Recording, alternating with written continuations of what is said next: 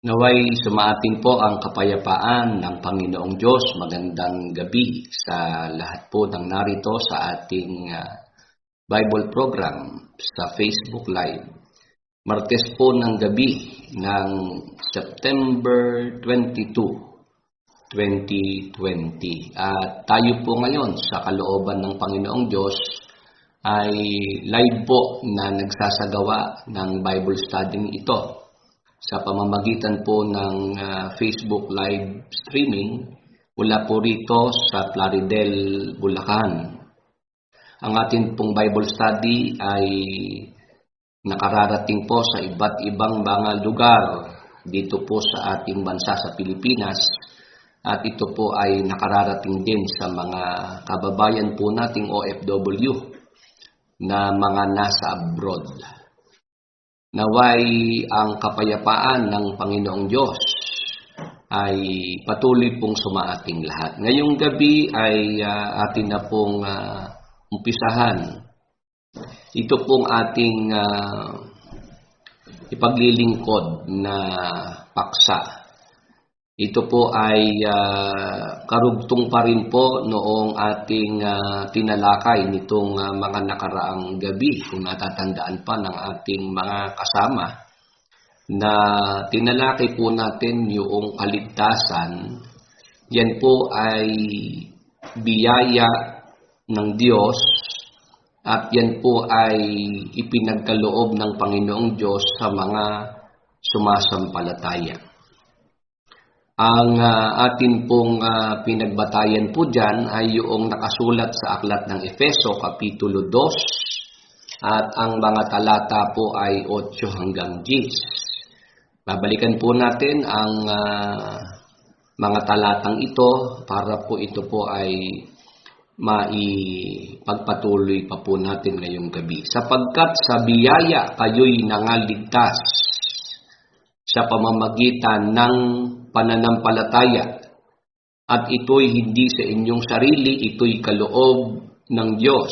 9. Hindi sa pamamagitan ng mga gawa, upang ang sino man ay huwag magmapuri, sapagkat tayo'y kanyang gawa na nilalang kay Kristo Jesus para sa mabubuting gawa na mga inihanda ng Diyos ng una upang siya nating lakaran. Kung natatandaan pa po ng ating mga kasama, itoong ating ginawang pagtalakay po dito sa Efeso, Kapitulo 2, ang mga talata po ay 8 hanggang 10. Dito po ay maliwanag po na sinasabi na ang kaligtasan po nating mga Kristiyano, ito po ay dahil sa biyaya ng Diyos. Tayo po ay naligtas sa biyaya. Efeso 2:8. Sige po. Sapagkat sa biyaya kayo'y nangaligtas sa pamamagitan ng pananampalataya. Huwag po nating makalimutan yung nakasulat na yan, na ang kaligtasan po, ito po ay biyaya po sa atin ng Diyos yan. Pag sinabi pong biyaya, yan po ay hindi nakabatay sa gawa. Roma 11:6. Yung talata po, babasahin natin para maintindihan po natin. Ngunit kung ito'y sa pamamagitan ng biyaya, ay hindi na sa mga gawa. Sa ibang paraan, ang biyaya ay hindi biyaya. Pag sinabi pong biyaya, pag sinabi pong grace, yun po ba ay nakabatay po ba yan sa gawa? Pwede po bang sumagot yung mga ngayon po'y narito sa ating Facebook Live Bible program? Nakikita ko po ay meron na po ngayong 31 sa Facebook Live. Kung meron din po tayo sa YouTube Live, masabihan naman po tayo ng ating mga nag-aasikaso.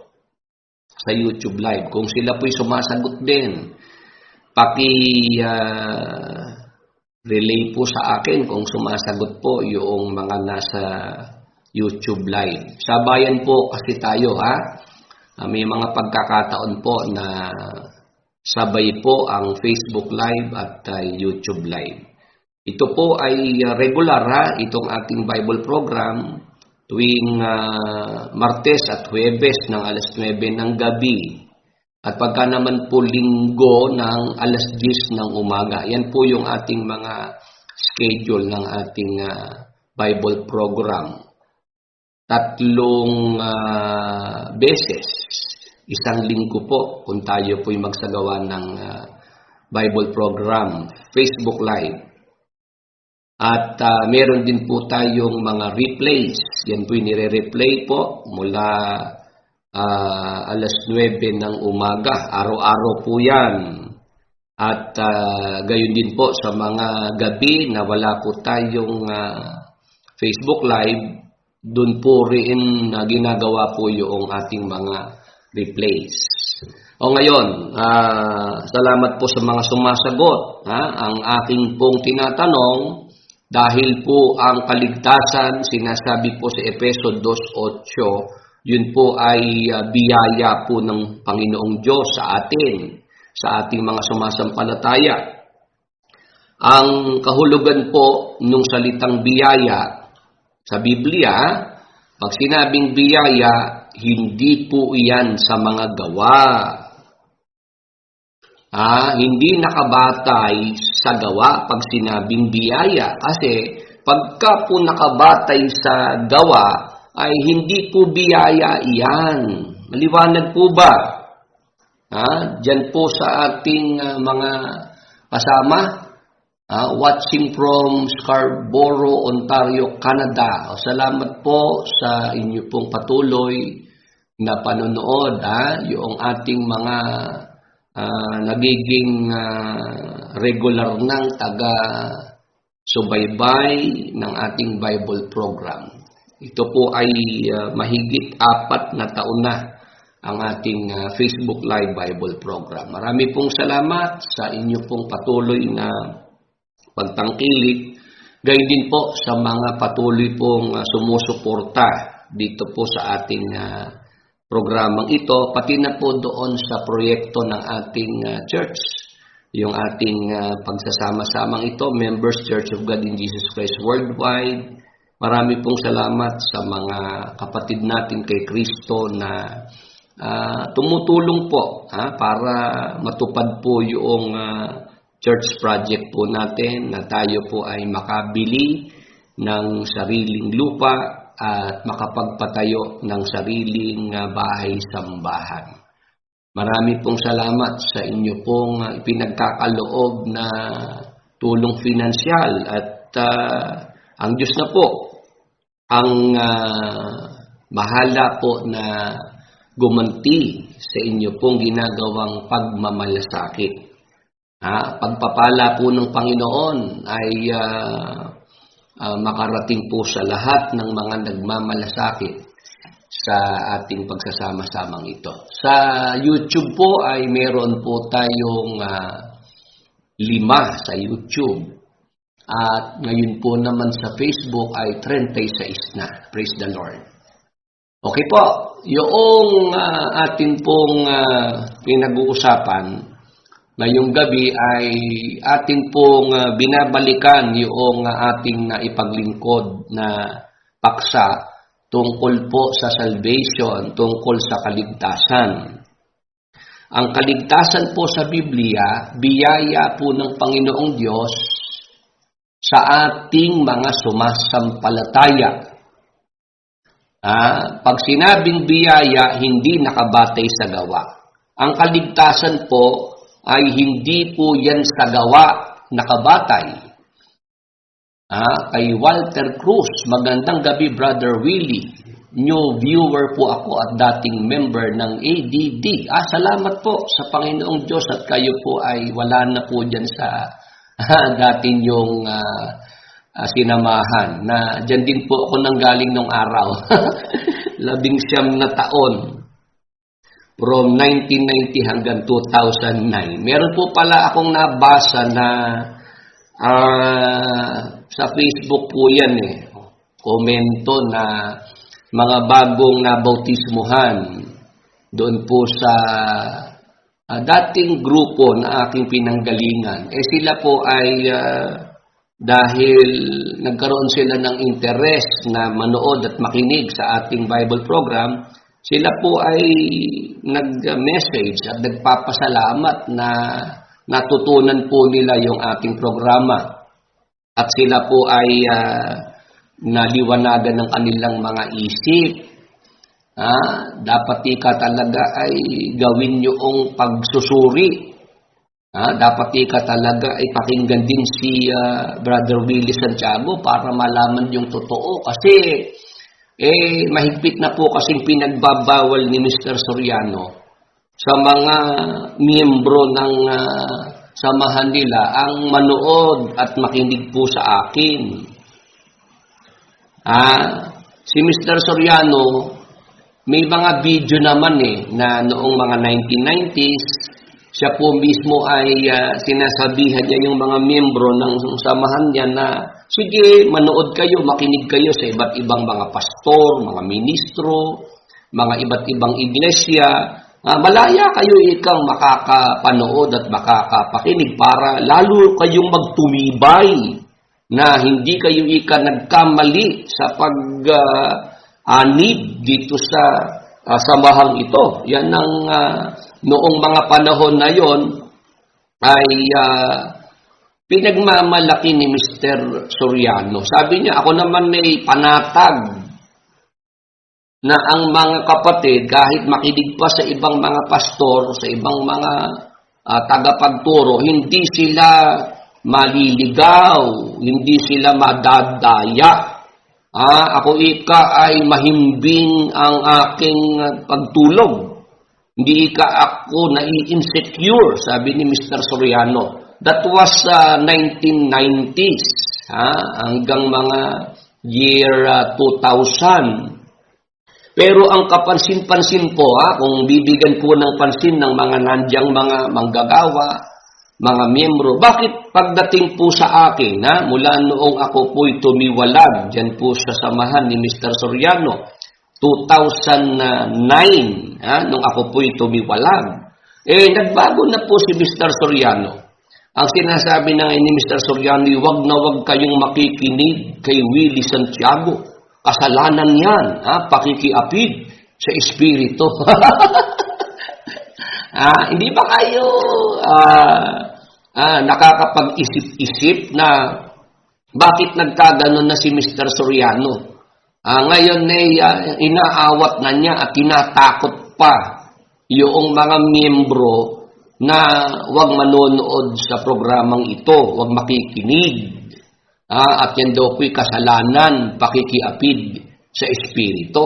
Paano po yung unang Juan 4:1 na noong araw po ay ito po yung madalas gamitin po ni Mr. Soriano sa programa niya sa radyo telebisyon at ginagamit pa po ito sa OBB, opening billboard. Unang Juan 4:1. Sige po, basahin ko po muna ito Kay Walter Cruz, totoo po lahat ng sinasabi mo, Brother Willie.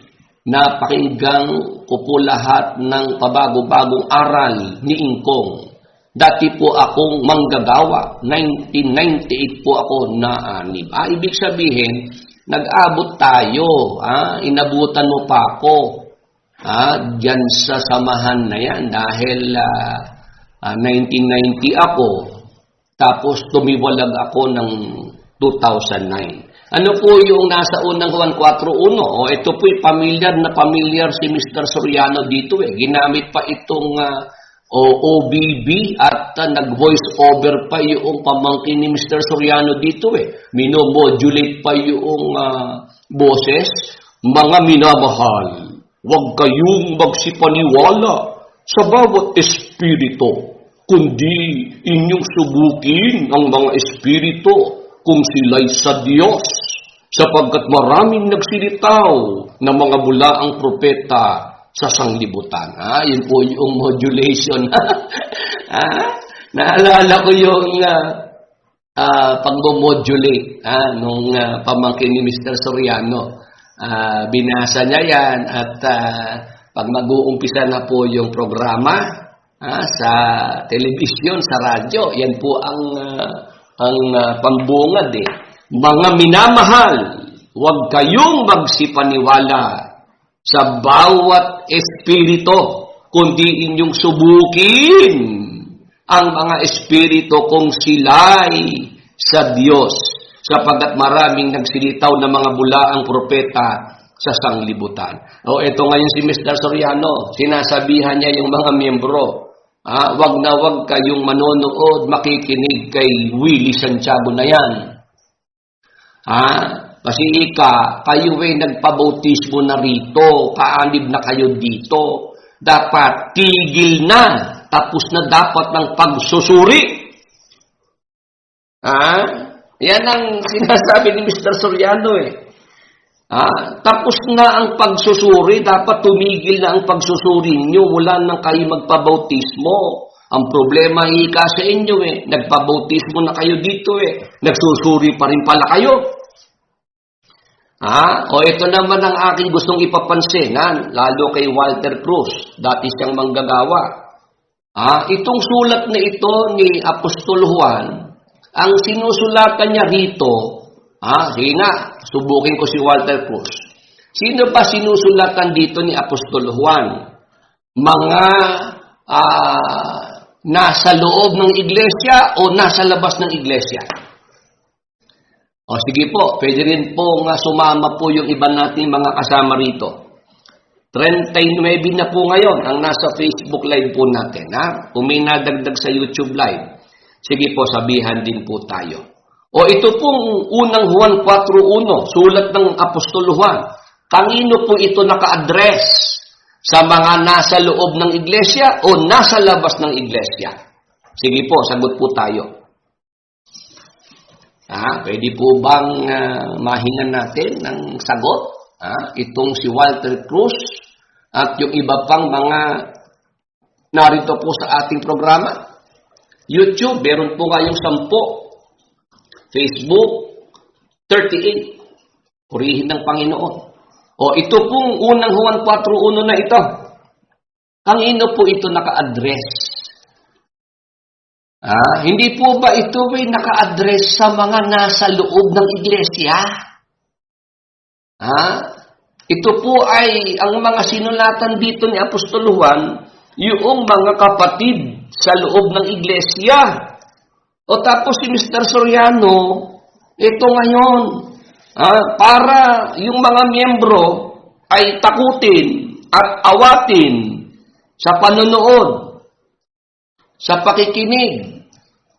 Dito po sa ating programa, ang sinasabi ni Mr. Soriano ay kasalanan, pakikiapid sa espiritu yan. Wag na wag ninyong papanoorin yang si Willie Santiago na yan. Kaya po noong mga nakaraan, ganyan nga po nangyari. Yung ating mga nakasama dito ngayon, yung mag-asawang Brother June at Sister Rosemary, sila po ay nasa abroad. Noong yung aking mga videos po na dadaanan nila, nakikita nila yung mga videos ko, sabi ng mag-asawa, Daddy, wag mong i-open yan. Sabi ni Brad Eli, hindi dapat pakinggan yung tao na yan. Masamang tao ika yan. Wag mong i-open yung video niyan, Daddy. Ang nangyari po, sila po ay nasa bahay lang, hindi sila nakakarating sa pagdalo sa lokal. Naiinip yung mag-asawa. Puro replay naman yung nakikita nilang mga videos ni Mr. Soriano. Nung lumitaw uli yung bago kong upload, sabi na nung mag-asawa, Daddy, i-open na kaya natin yung video ni Willie Santiago at pakinggan natin. Sabay tayo panood. Tingnan nga natin kung ano nga sinasabi ng tao na yan. Ayun, sabay nilang pinanood, pinakinggan. Pagkatapos po nilang manood ng mag-asawa, sabi nila, Daddy, ano sa tingin mo? Okay naman yung mga sinabi. Tama naman yung mga tinuro at yung kanyang mga puna, yung kanyang mga expose. Yun din ka napansin natin, di ba? Nung tayo dumadalo pa na pagtapos ng pagsamba, tapos na yung paksa, yung mga miyembro ay hindi pa pauuwiin at isasara pa yung pintuan. At sasabihin wala mo nang uuwing mga kapatid. Meron pa po tayong mahalagang pag-uusapan dito. Yun ikang mahalagang pag-uusapan na yun tungkol sa pera. Tungkol sa kaperahan. Nandyan po yung mga tickets na dapat pang ma-sold out, mabayaran. Tickets ng concert, tickets ng basketball, tapos ay nandiyan pa po yung i-announce yung mga bayarin sa lokal, coordinating center, magbabayad po tayo ng renta, magbabayad po tayo ng kuryente, ng tubig, ng internet. Lahat naman nung sinabi ni Brad Willie Santiago, ito totoo Kaya mula po noon, sila po ay nagtuloy-tuloy na sa panonood at hindi na nakatiis, tumawag po sa akin mula sa abroad, Brother Willie, kami pong mag-asawa decided na kami po ay hindi na po kami magpapatuloy sa grupo ni Brother Eli at sa inyo na po kami sasama. Sabi ko, welcome po kayo dito. Welcome po at salamat sa Diyos kayo po inaliwanagan. Brother Willie, pag uwi namin ng Pilipinas, kami ay magpapabautismo na. Kaya po noong sila po ay last year ay umuwi po rito sa Pilipinas. Sila po ay nagbakasyon. Sila pong mag-asawa ay tumanggap na po ng water baptism. Praise the Lord. Yun po yung sinasabi ko na dati po ang kanilang kalooban sa akin, sila po ay meron din silang naging saloobin sa akin. Galit sila nung umpisa. Para din si Attorney Chris Indosil, nung siya po ay nasa Japan, sabi niya, ba't ko papakinggan yung tiwalag na yan? Rebelde yan. Sabi ho ni Attorney Chris Indosil. Di nung siya po ay nasa Japan ganun din, naiinip-inip na siya, wala siyang mapanood at mapakinggan ng mga bagong video ni Mr. Soriano kasi ulit-ulit lang naman yung broadcast sa radyo, television dito sa Pilipinas, ulit-ulit lang yun. Nagsawa na si Attorney Chris Indosil. Sabi niya, sige, pakinggan ko nga yung Willie Santiago na yan at hanapan ko ng mali. Attorney po yun, si Attorney Chris Indosil. Alam niyo naman ang attorney, magaling po yan na maghanap ng mali sa sinasabi mo. 2 linggo po straight, pinanood ni Attorney Chris Indosil yung aking mga videos. Sa loob ng 2 linggo, dire-diretso yun. Hindi na nakatiis, tumawag sa akin, Brother Willie, ako po si Attorney Chris Indosil. Natatandaan niyo ba ako? Kako, familiar ka sa akin. Sa lokal ka na Sabang, sa Baliwag? Opo. Ano ba atin? At natawag ka. Brother Willie, yung 2 linggong panonood ko po sa mga video ninyo, nalilibangan ko po yan. Salamat ka ako at ikaw pala nanonood. Yun nga po, Brother Willie. Yung 2 linggong panonood ko sa inyo, sa programa ninyo, napamalian nyo na lahat ng aking natutunan sa maraming taon dito sa grupo ni Brother Eli. 2 weeks lang po siyang nanood ng dire-diretso. At yung kaniyang panonood po sa akin, sa loob ng 2 linggo, Brother Willie, napamalian nyo, natutulan nyo lahat ng natutunan ko sa loob ng maraming taon. Kaya Brother Willie, ako po ay gusto ko pong sumama na sa inyong grupo. Welcome ka ako, attorney. O, meron ka pa baka kung iba pang concern? Yun nga, Brother Willie, samantalahin ko na yung pag-uusap natin ito. Ako po ngayon mataas ang blood sugar ko. Meron akong sugat, Brother Willie. Matagal nang hindi gumagaling. Napanood ko po yung inyong programa. Meron kayong pagtuturo tungkol sa pagpapagaling, yung healing. Ako naman Brother Willie, kumbinsido, sumasampalataya ako na talagang nagpapagaling pa rin ang ating Panginoong Hesukristo hanggang sa panahong ito.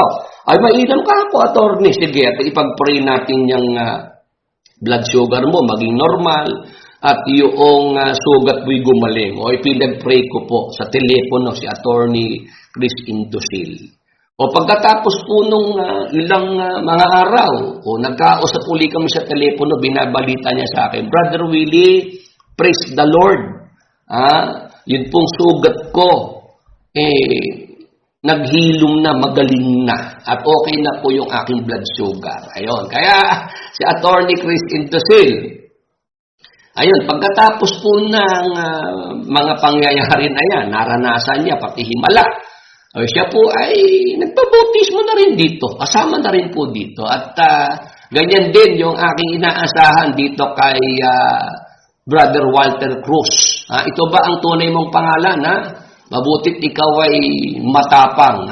Ikaw ay buo ang loob mo na ikaw ay lumantad. Sabi niya po rito, opo Brother Willie, nagpang-abot po tayo December 2004. Nang ako po ay tumigil na sa pagdalo. Natira po ako sa Apalit. Batch ko po yung ginawang construction worker dyan sa Pasalamatan. Yun yung sinasabi ko na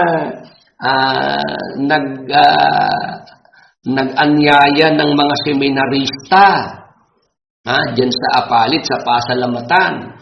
At ang paanyaya, tuturuan daw ng mga malalalim at mabibigat na mga aral, yung mga seminarista. Tuturuan daw po ng malalalim at mabibigat. Ayun, yung mga kabataan po, sila po'y naengganyo noong panawagan na yun ni Mr. Soriano.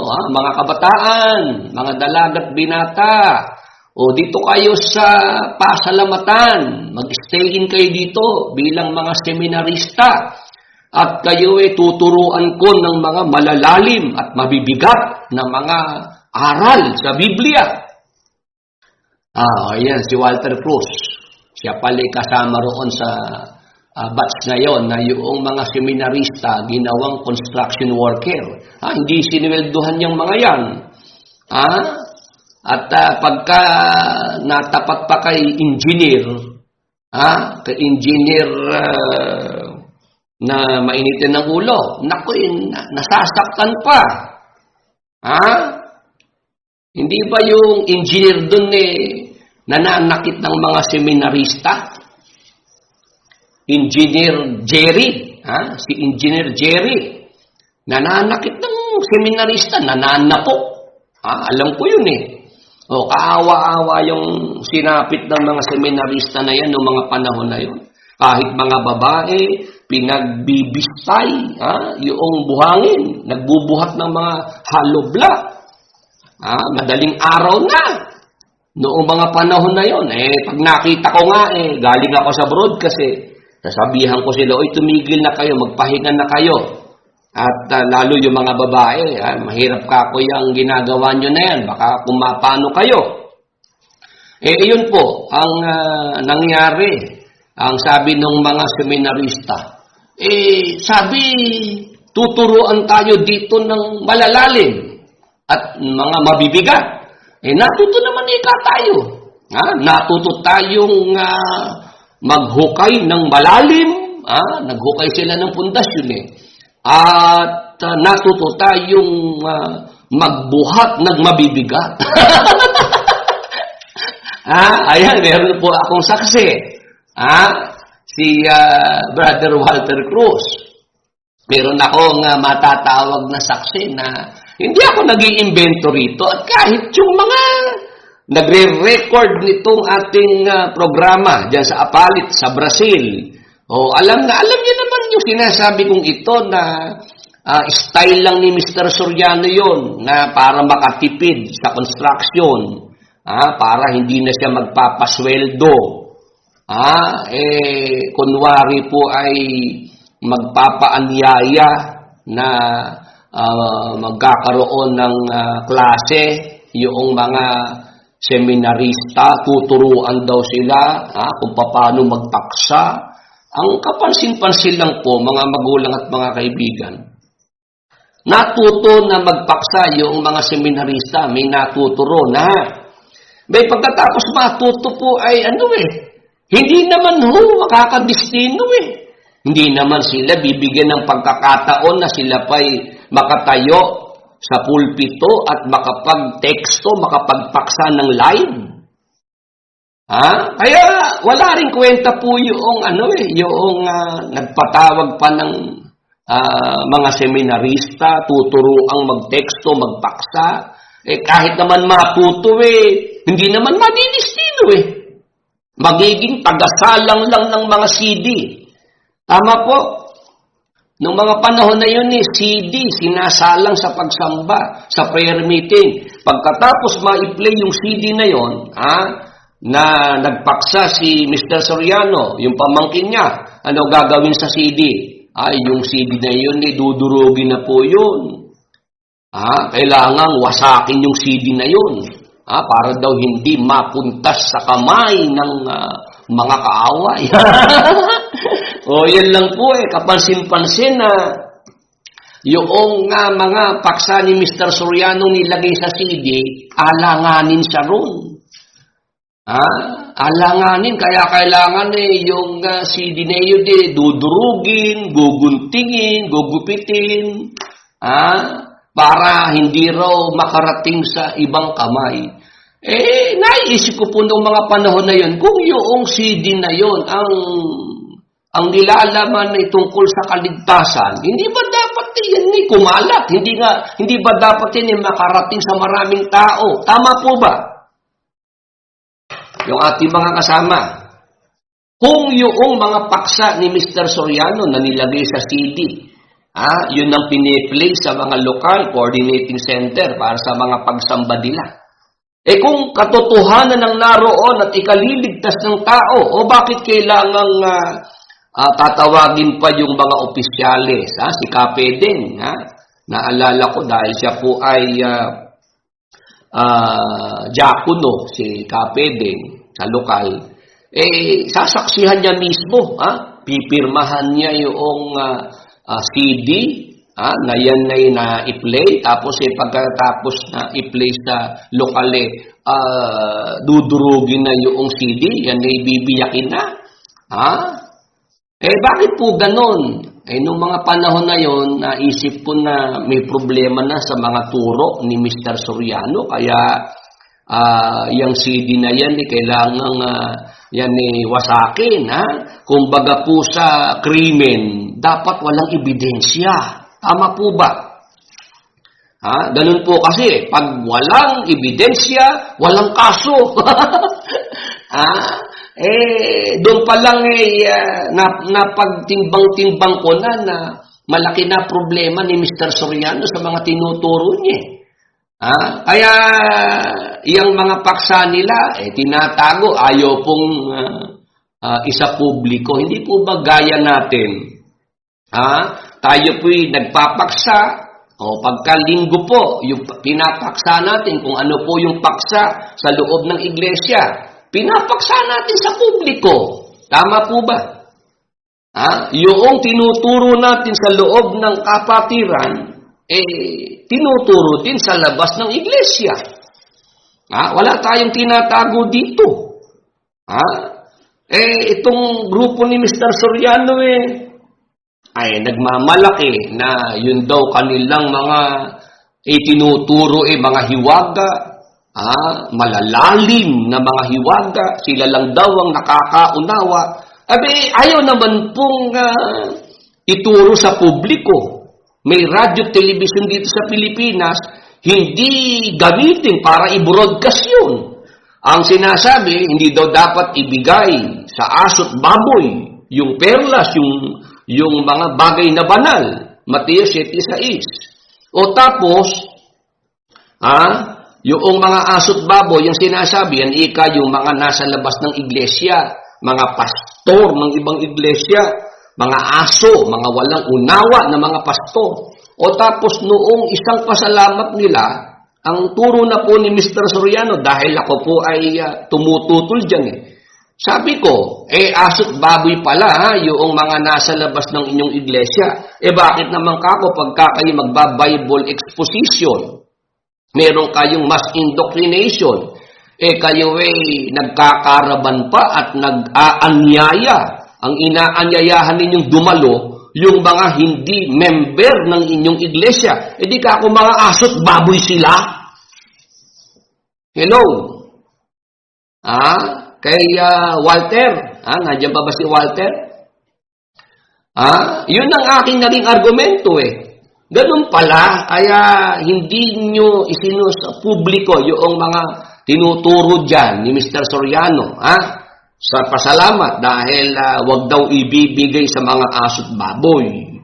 Bakit ka ako pagka Bible exposition, mass indoctrination, iniimbitahan ninyo yung mga aso't baboy, mga hindi miyembro ng inyong iglesia. Kaya kumambyo si Mr. Soriano, dyan sa kanyang pagkakakambyo, lalo siyang nasukol. Ang sabi na ni Mr. Soriano, ay, Sister Luz, hindi pala yung mga aso't baboy na tinutukoy ng Panginoong Jesucristo, yung mga pastor ng ibang iglesia, yung mga miyembro ng ibang iglesia. Yan pala Sister Luz, mga nasa loob din ng iglesia, yung mga aso't baboy na yan. Sila yung mga dati nating mga nakasama. Sila yung mga aso't baboy. Hindi yung mga pastor sa ibang mga iglesia, hindi yung mga miyembro ng ibang mga iglesia. Ano ang sabi ko noong yan na ang kambyo ni Mr. Soriano? Ganyan na pala ang turo mo, Mr. Soriano. Isa publiko mo na yung mga pagsabot niya sa palig. Ilabas mo na yan. Nang masulit naman yung radyo television dito. Kinuba nyo yung mga miyembro, nilumpunin nyo. Dinadahilan nyo yung broadcast sa radyo television. Puro replay naman. Tama po ba? Yung radyo television dito sa Pilipinas, yan ang ginagamit na dahilan ni Mr. Soriano para ituloy-tuloy yung panghihingi sa mga miyembro. Tuloy-tuloy daw ang broadcast nila. Ano naman ang broadcast? Puro replay. Ulit-ulit na lang naman yung mga naroon sa broadcast na yun sa radyo television. Kung talagang si Mr. Soriano tiwala sa mga itinuturo niya sa samahan na yan, dapat kagaya ng ginagawa natin dito. Na tayo ginagamit natin ng ang live streaming ng Facebook, ng YouTube, dahil ito po ngayon yung talagang ang scope po ay worldwide. Para makarating sa buong mundo yung mga aral ng Panginoong Jesucristo. Bakit si Mr. Soriani ang nangyari meron silang radyo television, ayaw gamitin ng totohanan. Ayaw talagang sulitin yung pagkakakuha niya sa radyo television na yan.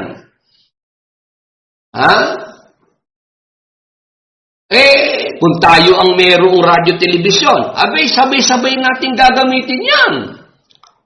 Radyo, television, tapos Facebook Live, YouTube Live, di para mas maraming marating. Si Mr. Soriano, kung kailan nagkaroon ng radyo, television, saka umatras. Samantalang nung araw, nung sinasabihan niya yung mga kapatid, pangarap ko po talaga ang magkaroon tayo ng sariling istasyon ng radyo, television. At pag nangyari yan, mga kapatid, 24/7, ipapangaral natin ang mga aral ng Panginoong Hesukristo. Yan ang sinasabi ni Mr. Soriano. Hindi na ika o magpipigil ng aking bibig.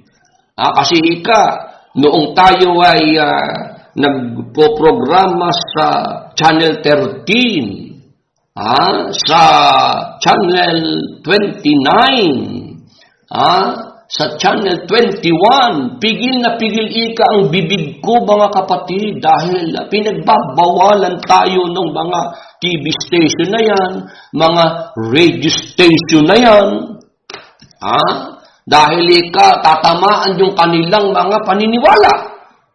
Kaya ika, ako mga kapatid, tulungan niyo po ako na matupad yung pangarap ko na yan, na magkaroon tayo ng sariling istasyon ng radyo at telebisyon para ika talagang hindi na tayo mapigilan sa pangangaral ng mga salita ng Panginoong Hesukristo. Ngayon, dahil nga itong pamangkin ni Mr. Soriano, si Bonjing ay sinipa sa Channel 2 at Channel 7, nawala ng karir. Yan naman ang nangyari dyan Sinipa yan sa Channel 2, Channel 7. Wala na pong istasyon ng radyo, istasyon ng TV na kumuha sa kanya. Kaya ano ang ginawa? Ayun, umiyak sa kanyang tiyuhin. Parang bata po na humingi ng candy. At talagang pinursigi po na makuha po yung TV station. Alam ko po yung TV station na yan naka-lease. May kontrata sila dyan, lease contract. Pati yung radio station na yan. Tingnan nyo naman po ang ginawa. Saan ho ginamit yung radio station, TV station? Sa pangangaral ba ng salita ng Diyos?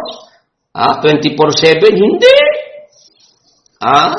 Yung mga magagandang oras, kinuha noong Bonjing para sa kanyang mga programa na pang-politika, pang-showbiz, tapos yung mga oras na ibinigay sa kanyang tiyuhin, pangangaral, alanganin. Mga alanganing oras ang ibinigay sa tiyuhin niyang alanganin sa turo. Tingnan niyo po, yung mga prime time na oras, kinuha nung Bonjing para sa kanyang mga programa na bawal ang pikon, get it straight.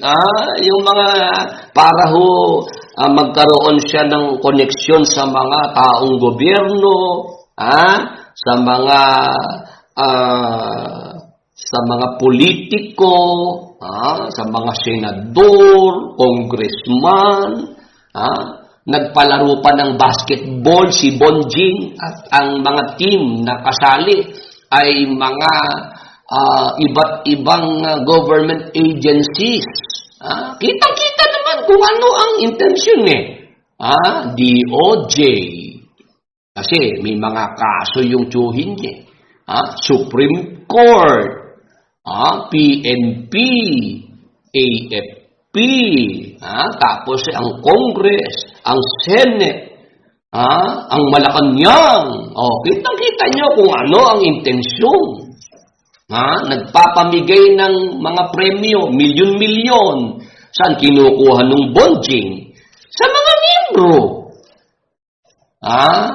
Napaka-generous magpamigay ng pera sa mga ahensya ng gobyerno. Nagpamigay milyon-milyon sa AFP, sa PNP.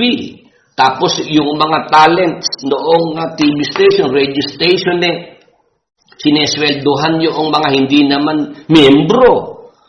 Samantalang yung mga miyembro ay hindi sinesweldohan. Tingnan niyo po ang ginagawa noong mga leader dyan, nung magtiyuhin. Yung mga miyembro ang nilulumpo, kinukuba sa walang katigil-tigil na kahihingi. Kahit may pandemic na. Kahit po nandiyan ang COVID-19. Akala nyo ba tumigil? Si Mr. Soriano, hindi. Nagpapunta pa ng mga kolektor sa mga bahay-bahay ng mga miyembro para yung mga abuloy talagang masigurado ni Mr. Soriano. Dahil sabi ni Mr. Soriano, sa Brazil, sarado raw yung restaurant nila. Sarado din yung tindahan ng ice cream. 300 daw sila dun sa Brazil. Kaya kailangan din naman nila na sila ay masuportahan ng mga narito sa Pilipinas. Kaya naisip ni Mr. Soriano, ganito gagawin natin. Magpapadala ako ng mga katiwa-tiwala na mga kukolekta ng mga abuloy ng mga kapatid sa kanilang mga bahay. Lockdown nga. Ayan, di-lockdown ng gobyerno para nga yung mga tao huwag lumabas ng bahay nang sila po ay hindi makasagap ng COVID-19. Ano naman ang ginawa ni Mr. Soriano? Nasa bahay na nga yung mga miyembro, sukat ba na magpapuntahan naman sa mga kolektor? Yan ang ating sinasabi na si Mr. Soriano may pagmamalasakit pa sa mga miyembro. Wala siyang malasakit. Ang iniintindi ni Mr. Soriano, yung makukolekta. Wala siyang pakialam kung kayo mahawa, magkasakit ng COVID-19. Pag naman may sakit kayo, hindi naman kayo matutulungan ni Mr. Soriano. Kahit ipanalangin hindi niya magawa. At wag na wag kayong wag niyong susubukan na si Mr. Soriano magpapainom sa inyo ng gamot. Matuto na kayo sa nangyari. Mismong kanyang apo na disgrasya noong si Mr. Soriano magpainom ng gamot. Masakit lang ang tiyan ni Kumo yung gamot galing ng France. Yun ang kwento niya. Pinainom niya yung 5 taong gulang na Bryce. Ilang oras lang ang lumipas, tumirik ang mata ng bata, patay! Yan lang ang ating masasabi, Wag na wag niyong susubukan pa na kayo pag may sakit may nararamdaman sa inyong katawan kay Mr. Soriano kayo magpapareseta ng gamot. Ay, nako. Kung yun ng bata na malapit sa kanya, na-disgrasya, kayo pa hindi ma-disgrasya dyan. Ngayon, bakit tayo napunta dyan? Kaya tayo napunta dyan, si Walter kasi, nagpakilala na dati siyang manggagawa. Ako naman natuwa na ito na, meron ng mga malalakas ang loob na lumalantad. Na sila nagpapakilala na sila nga dating manggagawa. At yung mga napansin din nila doon sa grupo na yun siyang aking binubulgar nga dito. Ngayon, ang atin pong gusto pong mabigyan po talaga ng paglilinaw. Inumpisahan ko po itong ating programa dun po sa salvation na topic, kaligtasan. Nakabatay po ang kaligtasan hindi po sa gawa. Dahil ang kaligtasan po ay biyaya ng Diyos. Pag sinabing biyaya, hindi nakabatay sa gawa. At kaya ayaw po ng Panginoong Diyos na mabatay sa gawa ang kaligtasan kasi ayaw po ng Panginoong Diyos na mayroong magmamapuri. Ayaw ng Diyos na may magmamapuri. Kasi pag ibinatay sa gawa ang kaligtasan, ang mangyayari po pagmamapuri. Efeso 2:8 hanggang 9. Balikan po natin, Ito pong mga talatang ito. 2:8-9 ng Efeso. Sapagkat sa biyaya kayo'y nangaligtas sa pamamagitan ng pananampalataya. At ito'y hindi sa inyong sarili, ito'y kaloob ng Diyos. Hindi sa pamamagitan ng mga gawa upang ang sino man ay huwag magmapuri. Yan ang dapat po nating maintindihan. Kaya ang kaligtasan po, biyaya ng Diyos. Pag sinabing biyaya, hindi yan nakabatay sa gawa. Sa gawa nating mga tao. Pagka sinasabi pong kaligtasan, ang dapat po nating makita, hindi yung gawa na ginagawa natin, kundi yung ginawa ng tagapagligtas natin na siya nga po ang ating Panginoong Jesucristo. Amen. Pwede po bang mag-amen yung mga narito na naintindihan po yun? Sa usapang kaligtasan, ang dapat na ma-highlight po dyan, yung ginawa ni Jesus Christ na ating tagapagligtas. Na yun po'y dapat nating sampalatayanan. Yung tagapagligtas, yung ginawa niya, yung kanyang sakripisyo, yung siya'y napako sa krus, namatay at nabuhay na mag-uli. Dapat, ang ating bigyan ng emphasis dito, yung ginawa ng tagapagligtas, at hindi yung ating ginagawa. Hello! Naintindihan po ba ng ating mga kasama yon? Ang salvation, kaligtasan sa Biblia, ang dapat na ma-highlight, ang dapat na maging matingkad, yung ginawa ng tagapagligtas. Hindi yung ating mga ginagawa. Si Jesus Christ, kailangan po sampalatayanan natin, tanggapin natin bilang ating Panginoon at tagapagligtas. Tingnan niyo po itong nasa Roma, Kapitulo 10. At ang talata po ay 9. Sa magandang balita, Biblia ko po babasahin. Tingnan niyo po ang nakasulat. Kung ipahahayag ng iyong labi na si Jesus ay Panginoon at buong puso kang sasampalataya na siya'y muling binuhay ng Diyos, maliligtas ka. Ayan. Tingnan niyo po yung binasa nating talata. Roma, Kapitulo 10, at ang talata po ay 9. Sa magandang balita, Biblia ko po binasa. Ano po nakasulat? Kung ipahahayag ng iyong labi na si Jesus ay Panginoon at buong puso kang sasampalataya na siya'y muling binuhay ng Diyos, maliligtas ka. O papaano po tayo maliligtas? Hindi po bang sinasabi rito kailangan ang gawin natin, ipahayag ng ating labi, sabihin ng ating labi na si Jesus ay Panginoon. Tapos, buong pusong sasampalataya na siya'y muling binuhay ng Diyos, maliligtas ka sa talatang 10, sapagkat sumasampalataya ang tao sa pamamagitan ng kanyang puso at sa gayon ay pinapawalang sala ng Diyos. Nagpapahayag naman siya sa pamamagitan ng kanyang labi at sa gayon ay naliligtas. O yun hubang mga talatang binasa natin, kailangan pa hubang bigyan ng paliwanag o maliwanag na po yan.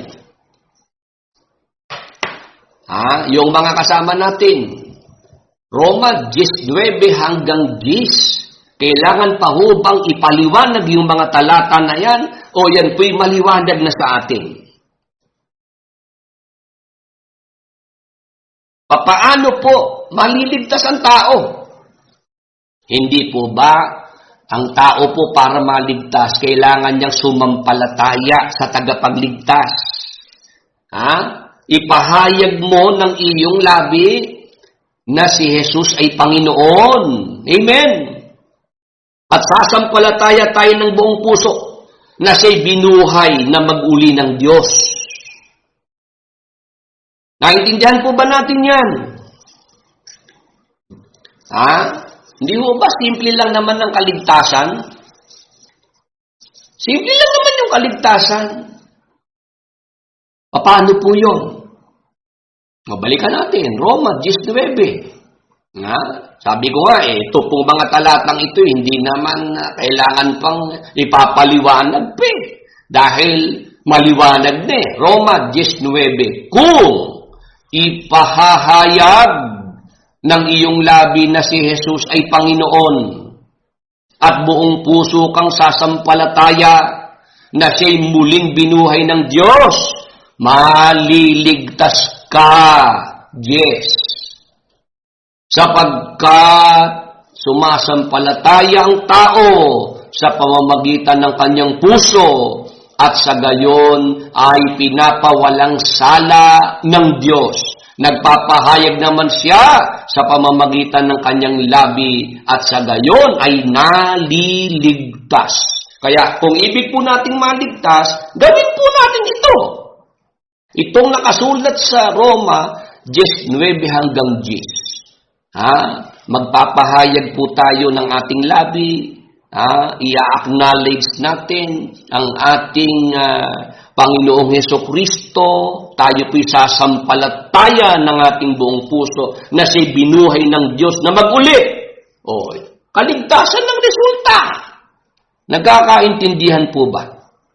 I hope itong mga narito sa Facebook Live po natin, 46, inaasahan ko po na ito pong Roma 19 hanggang 10, ito po'y nagawa na po natin. Nagawa na po natin si Jesus Christ, ipahayag natin na si ating Panginoon, at tayo po'y nagpahayag na tayo sumasampalataya na siya binuhay ng Diyos na mag-uli. Nandyan na po yung kaligtasan.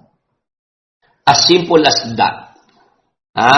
Ngayon, time check, 10:01 na po. Kailangan po muna nating huminto saglit para po dito sa isang short video testimony.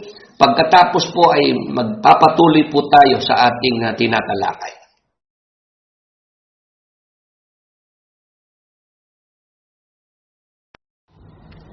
Good morning po mga kapatid. Ako po muli si Sis Marites Kwent. Muli ay nais ko po magpasalamat sa ating Panginoong Diyos sa kanyang pagpapagaling sa aking mahal na asawa, sa aming Padre de Pamilya.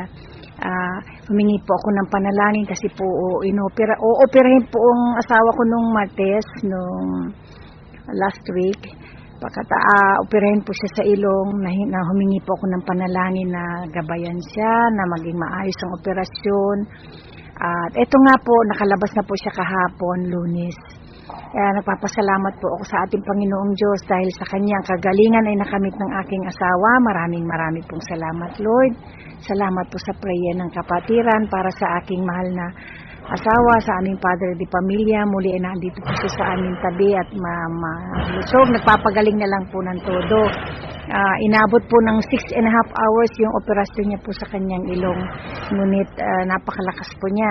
Natakot nga po yung doktor kasi meron daw siyang bypass. Pero ang sabi ng asawa ko is, kaya niya po yan. At sa loob niya po kasi is, nananalig po ang asawa ko sa Panginoong Diyos. Kahit na po foreigner siya, nananalig siya na may Diyos na sa atin ay gumagabay.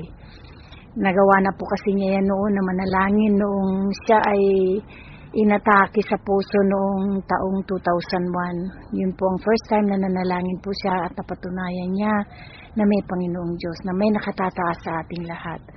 Salamat po muli, Brad Willie, sa panalangin, sa kapatiran. Salamat po ng marami higit sa lahat sa ating Panginoong Diyos.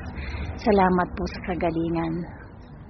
Okay po mga kapatid, hanggang dito na lang po sa susunod po. Muli, alam ko po na maraming beses po akong makakapagpatunay pa sa kabutihan at pagmamahal ng Panginoong Diyos sa atin. Salamat po. Bye-bye!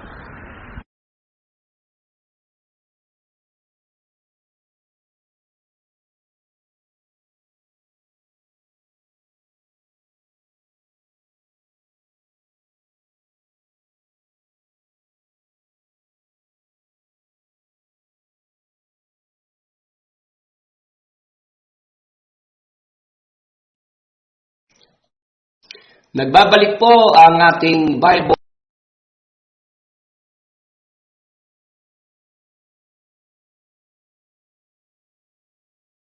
dito po sa Pilipinas. At ang video po na inyong napanood ay video po yan ni Sister Marites Kwent. Siya po ay nasa bansang Germany at siya po ay share po sa atin ng kanyang testimony.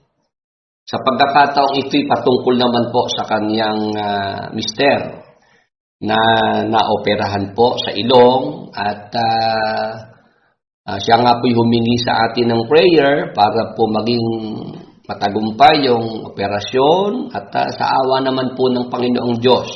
Magandang balita, nakaraos na po. Tapos na po yung operasyon sa ilong ng kanyang mister at ngayon po ay nagpapagaling na lang po, nagpapalakas. Noon naman pong nakaraan, si Sister Marites Kwent din ay nag-share po ng kanyang video testimony. At yun naman po ay patungkol naman po doon sa nangyaring siya po ay nagpa-CT scan patungkol po sa kanyang lungs. Siguro maganda i-play na rin natin yung kay Sister Marites Kwent na yon, na yung kanya mismong naranasan na pagpapagaling sa kanya ng Panginoon.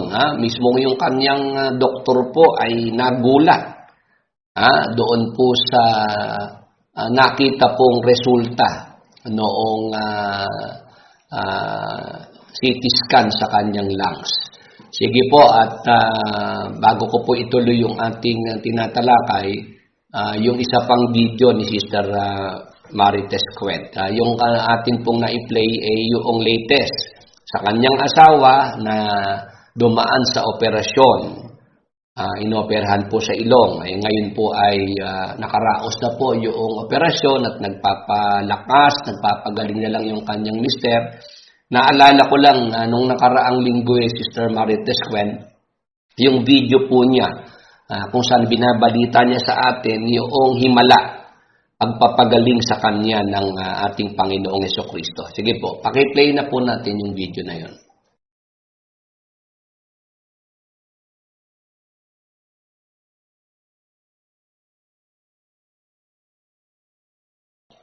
Ay ang kabutihan ng Panginoon, ang kanyang paggawa ng mga himala. Ito po ay nagpapatuloy po hanggang sa panahon nating ito. Si Mr. Soriano ay hilong-talilong na siya rito sa topic na ito dahil si Mr. Soriano nandiyan nung umpisa sinasabi niyang wala na yung mga himala, pagpapagaling. Kung may nagpapagaling man sa demonyo, tapos nung nakaraan naman pinapayagan naman niya yung dating faith healer na kung makakapanggamot, sige payag ako basta ikaw naman hindi ka maniningil, hindi ka mamataas dito, sige payag ako dyan. Already na ba yung kay Sister Marites Kwent? Okay po, play na po natin. Hello, good morning po mga kapatid. Ako po si Sis Marites Kwent. Nandito po ako muli sa inyong harapan, sa harapan ng ating Panginoong Diyos. Nagpapatunay na ang ating Diyos ay buhay, siya ang ating magagamot, siya ang ating matatakbuhan na kahit ano man ang sabihin ng mga doktor, siya pa rin ang magdidesisyon. Nasa Panginoon, nasa kanyang mga kamay ang ating buhay, siya lamang may hawak. Kasi ganito, pasensya na po kayo, naiiyak ako. Kasi po 2 weeks ago, nagpa-x-ray po ako. Sabi po kasi ng doktor, di raw niya gusto yung nakita niya sa baga ko. Siyempre po, na kinabahan ako. Magmula nun, di na po ako nakatulog. Pero tumawag po ako sa Brad Willie, kay Pastor, na tulungan niya po ako na magdasal. Pagdasal po nila ako. Tapos, yun na nga po, sabi niya, huwag ka mag-alala sis, sabi niya, pinadala niya ako ng text na huwag ako mag-alala. Yun na nga po. Kanina, tinakuha na po yung resulta ng CT scan. Ngayon, pasensya na po kayo, mga kapatid, medyo naiiyak ako. Kasi po ganito, sabi po ng doktor, unang-una sa lahat, hindi ko na po kayo bibitinin. ayos daw po ang baga ko. Yung pong nakita niya na hindi maganda is walang ibig sabihin. Hindi niya rin po alam kung bakit, pero hindi niya po basta po ang resulta na ibinigay ng doktor ngayon sa pangalawang CT scan is negative. Wala pong cancer, hindi, yung ganito. At yung nakita po nila sa baga ko na hindi pa niliwanag ng doktor ko nung una is, ano po siya, paano tawag doon, blister ba yun? Parang paltos may paltos ba, parang may paltos yung baga, ganun. Pero wag daw po mag-alala kasi hindi daw po yung delikado. Maaaring nakuha ko raw po yun nung araw nung ako ay naninigarilyo, pero that was 21 years ago na po. Kaya lang, naalala ko nung nandiyan ako sa Pilipinas, yung nabugbog ako sa usok sa kapitbahay, maaaring isa pa po yun na nag-trigger nung sa hika ko. Yun na nga po nangyari. Ngayon, mga kapatid, magaan na po akong matutulog. Napakasaya ko po. Ang sabi ko po sa Panginoong Diyos, Lord, gawin mo po akong buhay na magpapatunay sa kapangyarihan mo, Ama. Kaya narito po ako sa inyong harapan. Pasensya na lang po kayo kasi naiiyak po ako. Kasi ang saya-saya ko po talaga. Akala ko po na paano na po yung baga ko eh.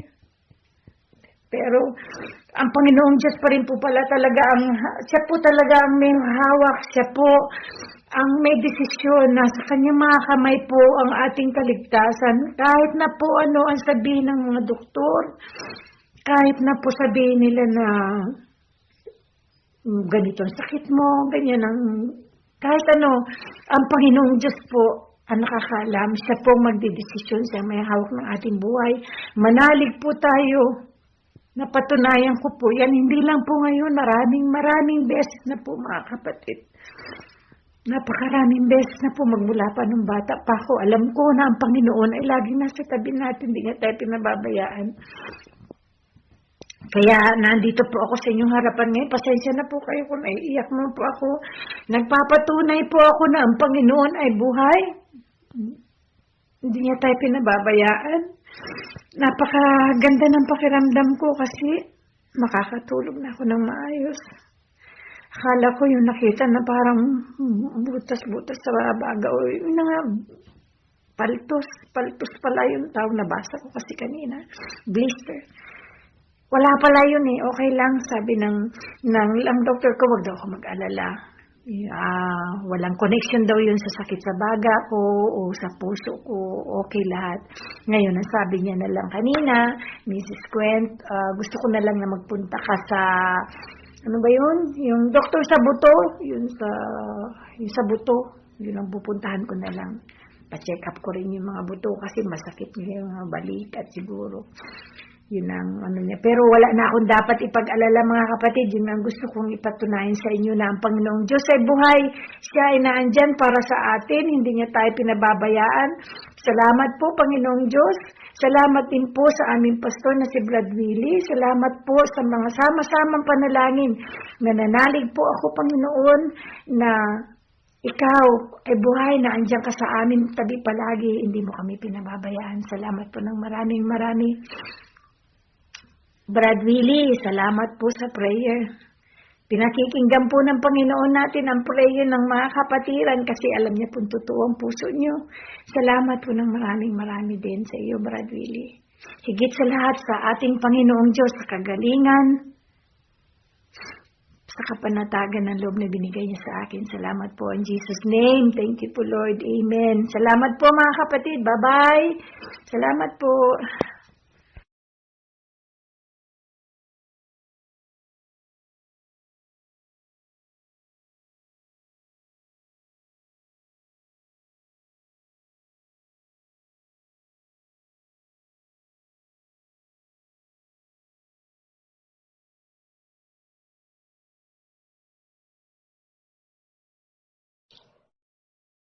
Nagbabalik po tayo sa ating Bible program. Ang inyo pong mga napanood na videos ay kay Sister Marites Quent ng Germany. Binabalita lang po niya sa atin na sunod-sunod po yung mga himala ng Panginoon sa buhay niya at ngayon sa kanyang asawa. Salamat po sa Panginoong Diyos at patuloy po niyang pinapatunayan po sa atin na hindi po lumipas, hindi po huminto, hindi tumigil ang pagpapagaling, ang himala ng Panginoong Hesukristo. Di po kagaya doon sa grupo ni Mr. Soriano na pinanggalingan ko. Ayan, nandiyan si Walter Cruz. Yung grupo ni Mr. Soriano, kabilang po yan sa mga cessationist. Yung ang paniniwala ay huminto na, tumigil na, ang mga himala, ang mga pagpapagaling. Pero ngayong mga panahong ito, si Mr. Soriano ay confused. Siya ay mixed up na rin. Dahil lumalambot na si Mr. Soriano ngayon pag ang usapan ay pagpapagaling, healing, yung mga miracles. Dahil ngayon ay meron nang binibigyan si Mr. Soriano ng permiso, pahintulot. Yung dating faith healer na nagtanong sa kanya na kung pwede pa niyang ipagpatuloy yung panggagamot. Sabi ni Mr. Soriano, kung pagkalooban ka ng Holy Spirit, ng kaloob na pagpapagaling, sige, gawin mo yan. Kung hindi ka naman nang hihingi ng bayad, ng pera, at hindi ka naman magmamapuri dito, hindi ka magyayabang, sige, okay sa akin yan. Dapat pa lang dyan wag na kayong magtagal dyan, nananatili pa ba kayo dyan sa ganyang samahan na walang pirming turo? Kung kailan maisipan ni Mr. Soriano na baguhin yung turo, yung paniniwala, sana yung mga kagaya ni Walter Cruz, dumami pa, na sila ay mabuksan ang isip, maliwanagan para sila ay hindi habang panahon ay dinadaya at pinagsasamantalahan dyan sa grupo na yan ni Mr. Soriano. Ngayon, tuloy natin yung ating pinapaksa tungkol sa kaligtasan. Ang kaligtasan po, salvation, ito po'y nakabatay sa pananampalataya. Ang kaligtasan po, para po tayo ay maligtas, kailangan tayo po sumasampalataya. Kailangan meron tayong pananampalataya. Ngayon, si Mr. Soriano, may video po siyang nadinig ako. Sabi ni Mr. Soriano, faith is not enough. Yun daw unheard truth. Unheard truth. Faith is not enough. Subok-subukan lang ni Mr. Soriano, isa publiko yan. Hindi lang si Brother Willie ang kokontra sa kaniyang pagyayabang na yan. I dare you, Mr. Soriano, ilabas mo yan. Nang yan ay dumaan sa scrutiny ng marami. Yung mga miyembro kasi, hangang-hanga na ron sa mga pahangan ni Mr. Soriano, unheard truth. Faith is not enough. Binasa natin sa Biblia, para magkaroon ka ng kaligtasan, kailangan mo yung faith. Amen. Pwede ho bang mag-amen yung mga kasama natin? Kung kayo po'y sumasampalataya na ang kaligtasan po, yan po ay biyaya, kaloob, regalo, kanino? Sa mga sumasampalataya sa Panginoong Hesukristo. Sila po yung mga nagpahayag ng kanilang labi na si Jesus ay Panginoon at sumampalataya ng buong puso na siya po ay binuhay ng Diyos na maguli. Yun po yung may kaligtasan. Si Mr. Soriano humihirit pa, faith is not enough. Ngayon, patutunayan ko po sa mga kasama na yung faith, enough po yun, enough para maligtas ang isang tao. Sige, umpisahan ko na Tingnan niyo po ang nasa magandang balita Biblia. ng Lucas 7:48 hanggang 50. Tingnan niyo po kung ito po bang sinasabi ni Mr. Soriano na faith is not enough? Yan ba ay biblical? O tingnan po natin. Yung nangyari po rito sa isang babaeng makasalanan. Noong si Jesus Christ ay magkaroon po siya ng pagkakataon na si Jesus Christ ay doon po sa isang bahay. Ano po ginawa nung babaeng ito? Kung atin pong babasahin po muna ang 7:48 hanggang 50. At sinabi niya sa babae, pinatawad na ang iyong mga kasalanan. Ito po ay pangyayari po ito ng ating Panginoong Hesukristo po ay anyayahan po sa isang bahay. Ngayon, yan po sinasabi ko ay nasa Lucas 7:36 sa bahay ng isang Pariseo na si Simon ang pangalan. Simong Pariseo po. Nag-anyaya sa ating Panginoong Hesukristo doon sa kanyang bahay para sa isang salo-salo. Ngayon, naroon po doon sa bahay na yun, dumating yung isang babaeng itinuturing na makasalanan. May dalang pabangong nasa sisidlang alabastro. Umiiyak po itong babae na lumapit sa paanan ni Jesus, hinugasan ng kanyang luha ang mga paa ng Panginoong Jesus. Pinunasan niya ng kanyang sariling buhok ang mga paa ni Jesus. Hinalikan ito at binuhusan ng pabango. Ito po yung ginawa ng babaeng itinuturing na makasalanan. Na ang Panginoong Jesus, siya po dumapit sa Panginoong Jesus, umiiyak, hinugasan ng kanyang luha ang mga paa ng Panginoong Jesus, pinunasan niya ng kanyang sariling buhok ang mga paa ni Jesus, hinalikan ito at binuhusan ng pabango. Ngayon, dahil po doon sa mga ginawa ng babaeng ito sa ating Panginoong Hesukristo, dito po sa 7:48 na po, babasahin ko na po yung talata, babalikan ko. May ipinakita po itong babaeng ito sa tagapagligtas sa Panginoong Hesus. Ano po sinabi ng Panginoong Hesus? At sinabi niya sa babae, pinatawad na ang iyong mga kasalanan. 49.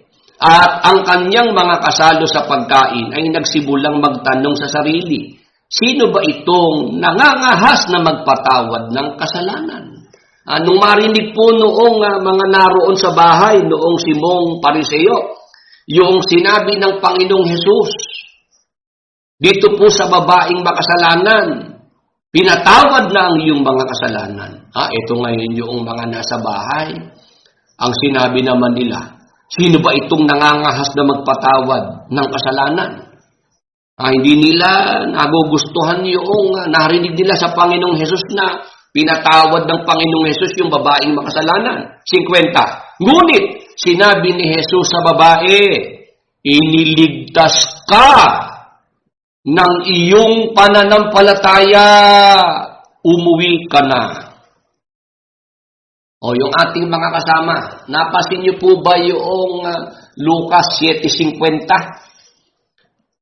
Sinabihan ng ating Panginoong Hesus yung babaeng makasalanan, pinatawad na ang iyong mga kasalanan. Meron pong mga disagree, meron pong mga tumututol. Pero hindi pinansin ng Panginoong Hesus yung sinasabi ng mga tumututol, yung mga kumay-question. Sinabihan ng Panginoong Hesus ang babae, iniligtas ka. Napasin niyo po yun. Iniligtas ka ng iyong pananampalataya. Umuwi ka na. Mr. Soriano, paano yung pinagyayabang mo na yan na unheard truth? faith is not enough. Dito po sa babaeng makasalanan na pinatawad ng Panginoong Hesus sa kanyang mga kasalanan. Naligtas po ba ito? Ano po sagot ng ating mga kasama? May kaligtasan po ba itong babaeng ito? Ano po sagot ng ating mga kasama? 48 ang nasa Facebook Live po natin.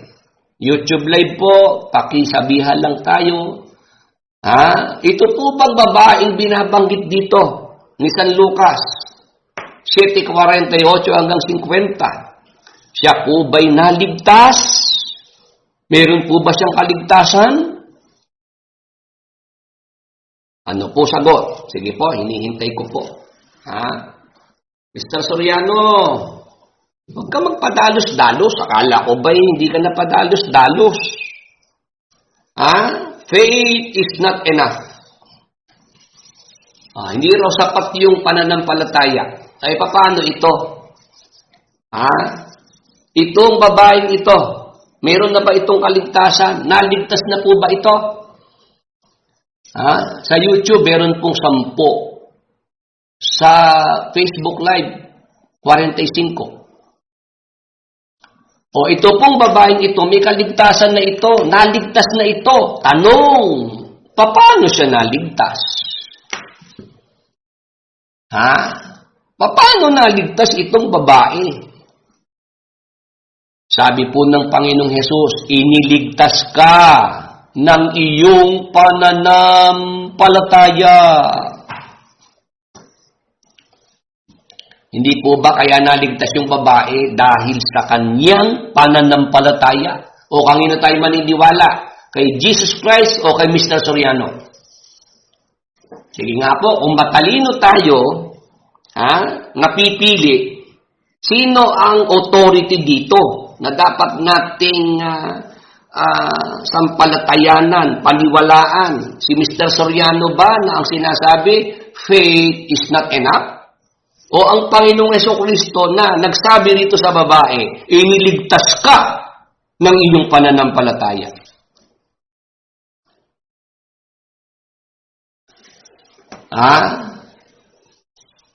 Yung ating mga kasama, o yung mga manggagawa, mga miyembro, kahit yung mga nagre-record ng ating programa. Si Mr. Soriano, Antikristo, kontra kay Jesus Christ. Bakit? Si Jesus Christ, sinasabi niya, naligtas yung babae dahil sa kanyang pananampalataya. Tapos si Mr. Soriano, kontra, faith is not enough. Hindi raw sapat yung pananampalataya para maligtas ang isang tao. Naloko na. Ngayon, alam ko naman ang gagawin ni Mr. Soriano naligtas lang yung babae sa kasalanan. Ganun kasi si Mr. Soriano yung kaligtasan, hinahati-hati ni Mr. Soriano yan Yun ikaw mga taga-Epeso. Naligtas sila sa kasalanan. Yung babae na yan, naligtas yan sa kasalanan, pero hindi pa yan ligtas sa parusa. Hello? Kaya si Mr. Soriano, ayaw akong subukan na ako harapin Yung kanyang hamon sa Iglesia ni Cristo, puno sa puno, bluff lang yun. Huwag na kayong magpapauto dyan sa puno sa puno, leader sa leader. Gusto kong ikang makaharap, makadibate, mismo ang puno ng Iglesia ni Cristo. Dapat leader sa leader, puno sa puno. Ako po ay leader, ako po'y puno. Ako po'y nangunguna dito po sa samahang ito. Bakit ayaw namang si Mr. Soriano lumaban? Ayaw niya makipagharap sa akin. Kahit kami kako mag-running debate na lang. Magsagutan kami. Kahit gabi-gabi kami magsagutan dito, call ako Sasabihin ni Mr. Soriano, tiwalag yan eh.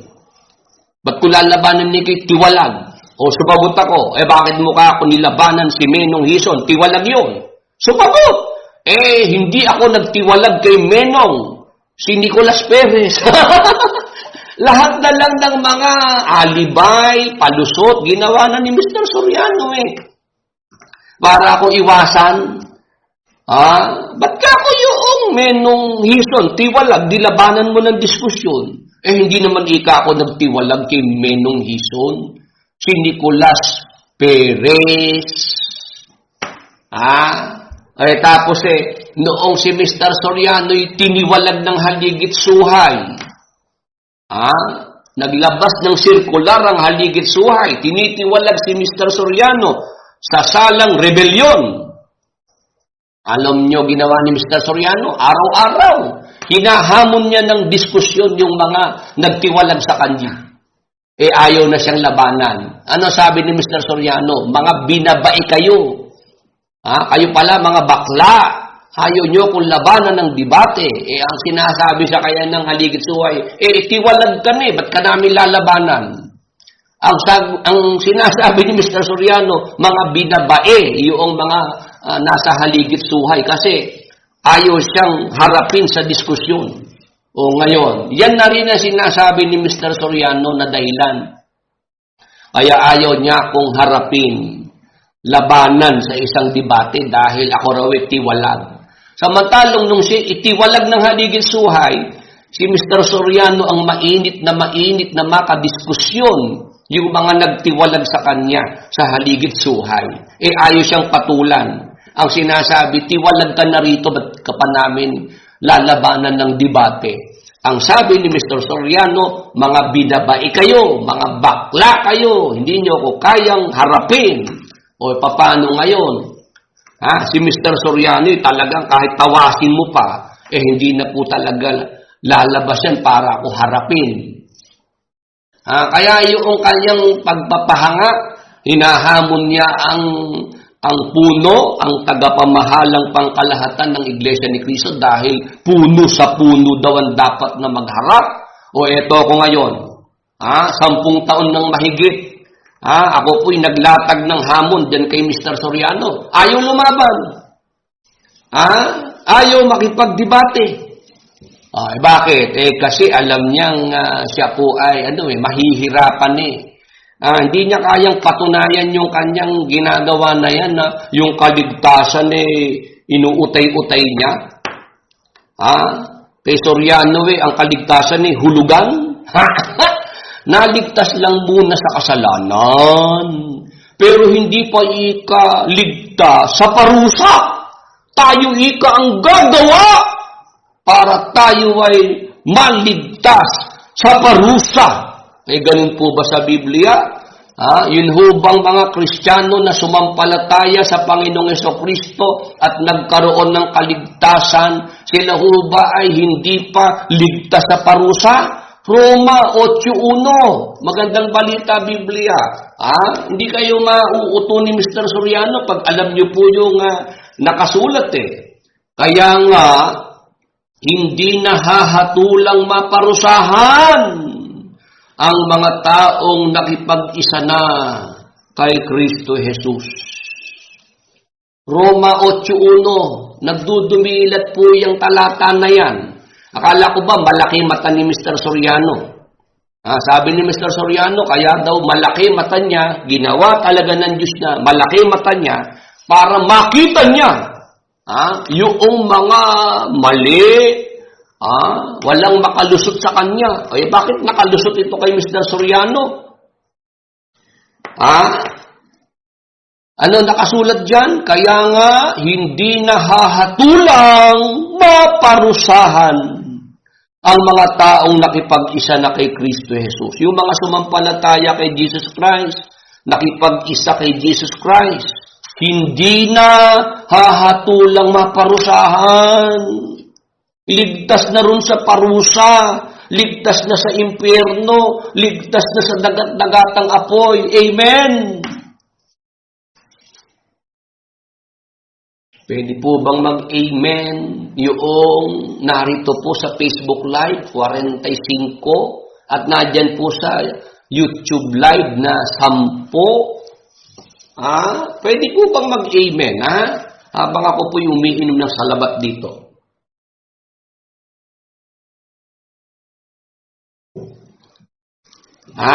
Napatunayan ko po ba sa inyo, faith is enough. Sapat ang pananampalataya para tayo po'y baligtas, maging dapat. Si Mr. Soriano lang naman ang nagpapahanga, unheard truth. O subukan mong ilabas yan. Huwag mo itago, Mr. Soriano. Tinatago mo Gusto mo mga miyembro mo lang ang makakarinig ng mga pahanga mo ito pong ating binasang mga talata. Yung Lucas 7:48 hanggang 50. Itong babae na makasalanan, pinatawad ng Panginoong Hesukristo sa lahat ng kanyang mga kasalanan. Ito hubay naligtas. Naligtas sa kanyang pananampalataya sa Panginoong Hesukristo. Sige, tanong nyo kay Mr. Soriano yung Lucas 7:48-50 na yan. Pag ang sinagot ni Mr. Soriano, naligtas lang yung babae na yan sa kasalanan, pero hindi pa naligtas sa parusa. Ito nga ang gusto ko ipapansin sa inyo Itong babae na ito, sinabihan ng Panginoong Hesus, niligtas ka ng iyong pananampalataya. So, tanong ko sa inyo, ito bang babaeng ito mayroon bang mababasa sa Biblia na ito po ay nabautismuhan sa tubig? Hello? Sige po, baka po kayo nagbasa ng Biblia. Mayroon ba kayong nabasa na itong pinagsabihan ng Panginoong Hesus na babae na pinatawad ang iyong mga kasalanan, niligtas ka ng iyong pananampalataya, ito ho ba ay nakatanggap ng water baptism?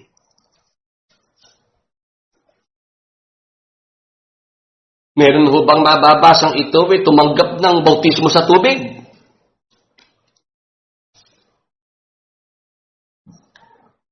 Naghihintay po ako sa ating mga kasama. Baka po gusto po ninyong mag-participate. Gusto po ninyong magbigay ng inyong sagot. Ito ho bang babaeng ito?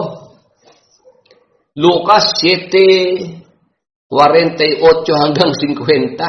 Ito ho ba'y dumaan pa sa water baptism? Balikan nga natin yung mga talata. Lucas 7:48 hanggang 50. Tingnan nga natin kung meron pang sinabi ang Panginoong Hesus na, sige, ikaw ay iniligtas ng iyong pananampalataya at ikaw ay magpabautismo ngayon sa ilog ng Jordan. Hello? Basahin natin. Ngunit sinabi ni Jesus sa babae, Lucas 7:50, iniligtas ka ng iyong pananampalataya, umuwi ka na. Pinauwi na po Paano nga inyong ang turo ni Mr. Soriano kailangan mabautismuhan para maligtas. Yung bautismo water baptism. Nakita niyo po ba? Kaya si Mr. Soriano, faith is not enough. Kasi meron pa siyang ihahabol na water baptism. Kaya nga, tinatanong ko kayo kung ito bang babaeng ito pagkatapos sabihan ng Panginoong Hesukristo na iniligtas ka ng iyong pananampalataya, meron pa siyang sinabi na, ikaw ngayon ay pupunta sa ilog ng Jordan at ikaw ay magpabautismo. O kaya ikaw ay pumunta sa Yung sinasabi po roon sa Juan, kung saan si Juan ay bumabautismo rin naman sa Enon, na malapit sa Salim, sapagkat dooy maraming tubig. Meron pa ho bang ganun na mga pinahabol si Jesus Christ? Sige nga. Yung ating mga narito, baka kayo may mailitaw na pagkatapos na pagsabihan ng Panginoong Hesukristo, itong babaeng ito, hinabol pa niya na, oy, ikaw pala ay kailangan pang pumunta sa ilog at ikaw ay mabautismuhan. Meron ho bang ganon?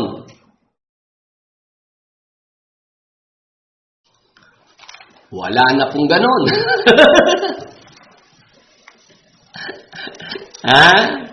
Yun yung sinasabi natin na kaya si Mr. Soriano ay meron pang mga ganitong pagyayabang, pagpapahanga kay Sister Erlinda Gabriel. Na faith is not enough kasi marami pa siyang idadagdag si Mr. Soriano. Samantalang sa Biblia po, itong babaeng ito, naligtas. Paano naligtas? Dahil sa pananampalataya kay Jesus Christ. Amen! Hindi ba, itong babaeng ito, nung makita ang Panginoong Jesucristo, umiyak siya, tapos yung luha niya, yun ang pinanghugas niya sa paan ng Panginoong Jesus. Tapos yung kanyang buhok, mahabang buhok ang kanyang ginamit para kuskusin yung paan ng Panginoong Jesus. Tapos hinahalikan niya yung paan ng Panginoong Jesus at binuhusan pa niya ng pabango. Yung pananampalataya ang nag-udyok sa babaeng ito para gawin ang lahat ng iyan. Amen! Amen po ba sa ating mga kasama? Kaya ang Panginoong Hesus nakita yung pananampalataya ng babae, pinatawad sa lahat ng kanyang mga kasalanan. At ang sinabi ng Panginoong Hesus, niligtas ka ng iyong pananampalataya, umuwi ka na. Kaya ako, sabi ko, meron pa ba kayong mababasang ito pinabautismuhan pa ng Panginoong Hesukristo sa tubig? Na pagkatapos niya sabihan na inligtas ka ng iyong pananampalataya, ikaw ay pumunta ngayon sa ilog ng Jordan. Kaya doon sa Enon. Dahil doon ay maraming tubig. Si Juan Bautista, Juan 3:23. Hindi lang naman kasi sa ilog ng Jordan na bumabautismo si Juan Bautista. At bumabautismo rin naman si Juan sa Enon na malapit sa Salim sapagkat do'y maraming tubig. Wala namang ganyang si Jesus Christ idinagdag pa na requirements para maligtas. Si Mr. Soriano, ang dami pong tinuturo na kailangan na ikaw ay mabautismuhan sa tubig dahil yun daw ang tunay na bautismo. Hindi raw kasi tatanggap ng Holy Spirit pagka hindi ka nabautismuhan doon sa grupo ni Mr. Soriano. Matatanggap lang daw ang Holy Spirit after ng water baptism. Hindi ba pinamalian ko rin yan? Yung kakong si Cornelio at yung mga kasama niya sa bahay, hindi pa tapos magsalita si Apostol Pedro. Bumaba na yung Holy Spirit bago pa sila bautismuhan sa tubig. Tama po ba? Hindi hintay kung kumibo si Mr. Soriano, hindi kumibo Yan ang problema kay Mr. Soriano Pagka siya'y nasusukol natin, nako-corner natin, hindi lang kikibo. Gawa, 10:44 hanggang 48. Binasa ko na po yan nakaraan. Yung sinasabi ni Mr. Soriano, Matatanggap lamang ang Holy Spirit pagkatapos ng tunay na bautismo at yun din sa grupo nila. Ay papaano kako itong si Cornelio? Yung mga kasama ni Cornelio. Hindi pa nga tapos magsalita si Apostol Pedro, ang Holy Spirit bumaba na sa kanila. Tumanggap na sila ng Holy Spirit. Pagkatapos nun, saka lang sila dumaan sa water baptism. Nagkakaintindihan po ba tayo? Ang kaligtasan po, yan po'y biyaya ng Diyos. Kaloob ng Diyos, regalo ng Diyos. Kangino, ipinagkakaloob yan sa mga sumasampalataya sa Panginoong Jesucristo.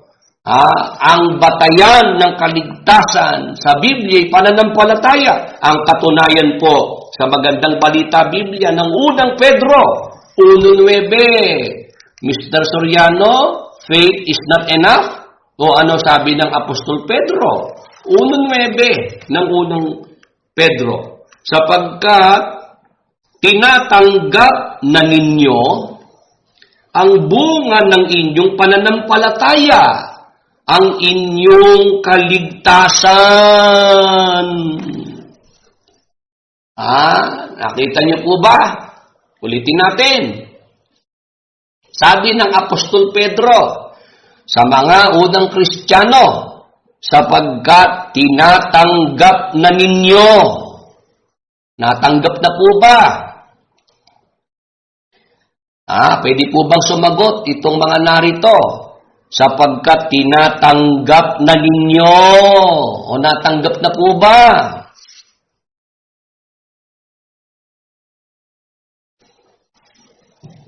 Ano po sagot? Sapagkat tinatanggap na ninyo ang bunga ng inyong pananampalataya, ang inyong kaligtasan. O yun hubang mga sumasampalataya sa Panginoong Jesucristo, tinanggap na po ba ang bunga ng pananampalataya? Tinanggap na po ba? Tayo pong mga sumampalataya sa ating Panginoong Jesucristo ngayon, tinanggap na po ba natin ang bunga ng pananampalataya? Nasa atin na po ba yan? Ano po yung bunga ng pananampalataya? Sabi po diyan, sapagkat tinatanggap na ninyo ang bunga ng inyong pananampalataya, ang inyong kaligtasan. Meron na po ba tayong kaligtasan? Yung kaligtasan po ay gagawa pa tayo para tayo maligtas.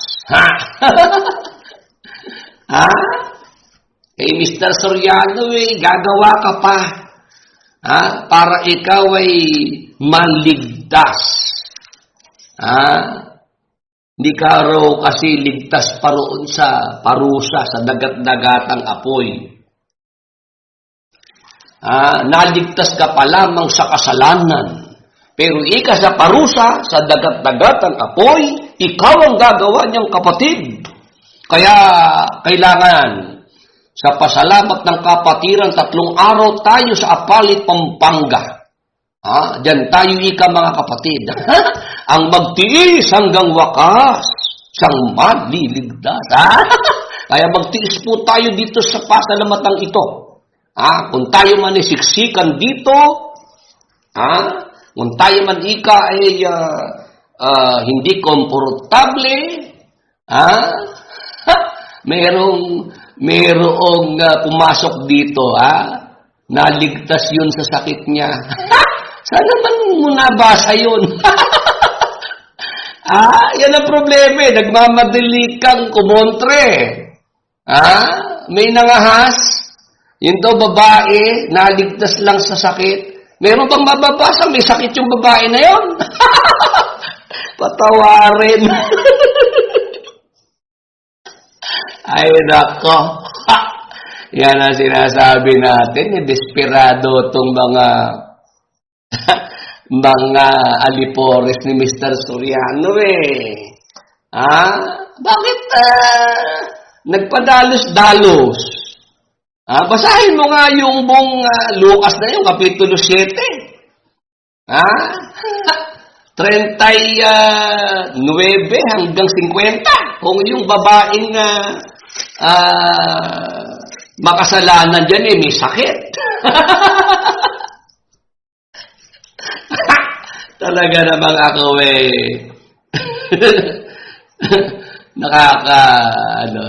naaawa ako, nakakaawa itong mga nauto ni Mr. Soriano na sila raw ang mga magagaling sa Biblia. Sila raw ang mga pagdating sa Biblia ay mga otoridad dahil ang kanilang tagapagturi pantas. O sige nga, paano yung si Mr. Soriano, faith is not enough. Hindi raw sapat ang pananampalataya para ang tayo maligtas. Samantalang ako po, may mga binasang mga talata.